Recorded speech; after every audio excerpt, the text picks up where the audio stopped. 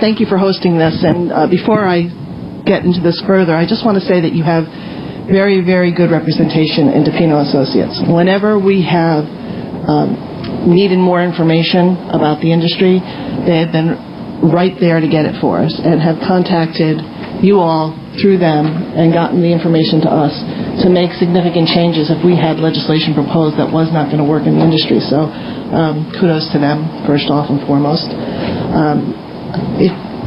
I appreciate all the background information, and it's very valuable.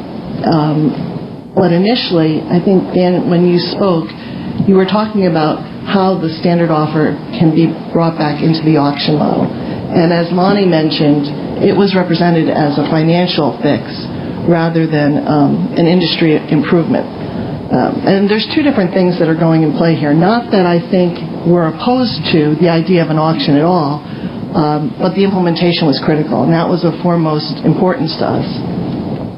But if the market is truly working well and consumer choice is there, I wonder really how much we need the auction per se, except as an economic vehicle.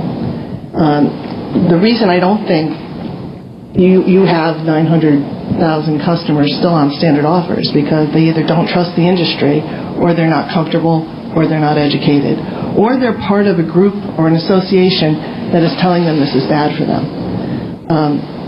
I had invited I'm a commercial property manager, and I actually buy energy for part of my job. Our broker is here today from Texas. He's educated me in the last 6 years tremendously on how the industry works. And yesterday when we got together and we were going through the standard offer and pulling up the large power pricing for under 500, over 500, it was mind-boggling for me, and I've been doing this for a little while. So can you imagine, to the point that you made before, Craig, when you look at that bill and you see the generation is one line, and then you see all the transportation and distribution charges are multiple, it's very, very confusing. It's confusing to me.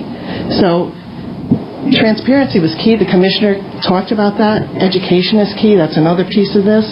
The marketing, I can't express to you strongly enough how you market to consumers is really giving you a bad reputation.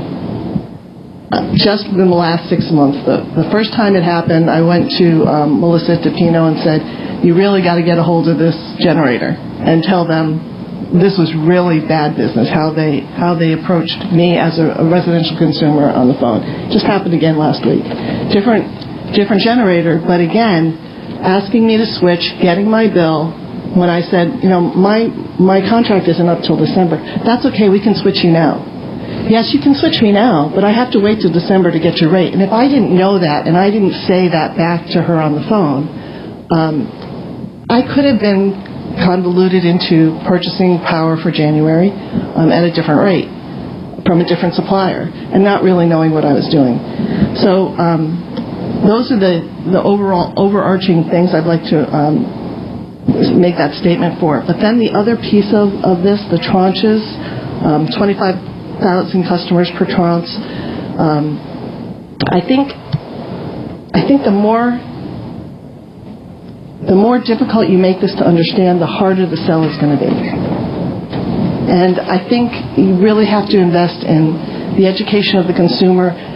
Look at how well you've done in commercial markets, because it's made business sense. It has made economic sense to switch. I mean, I'd like to brag about the rate we got, but we only got it because we went through a broker who knew the industry, who marketed it out to a lot of different people. I wish we had that kind of service for residential customers.